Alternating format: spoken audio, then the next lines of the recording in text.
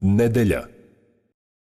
U ovom vremenu, kada profitiraju velike korporacije i superbogati, hoće li Marks biti ponovo sve značajniji, iako je kod naše intelektualne elite dugo bio demode?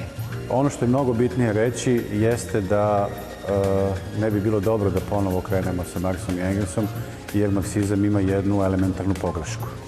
Što se nas tiče, to je bila jedna dobro plaćena sorta, marksisti, koji su živjeli dobro, pričali neprekidno, u sve se petali i ništa zaista nisu radili. Koja bi to bila socijalna grupa koja bi ponela i povela bilo kakvu evoluciju?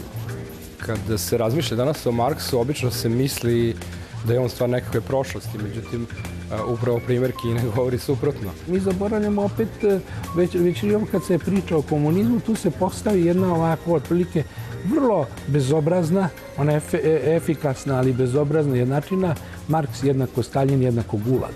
To naravno da nije tačno. Dokument. Nedeljom u 21. Prvi program RTV-a.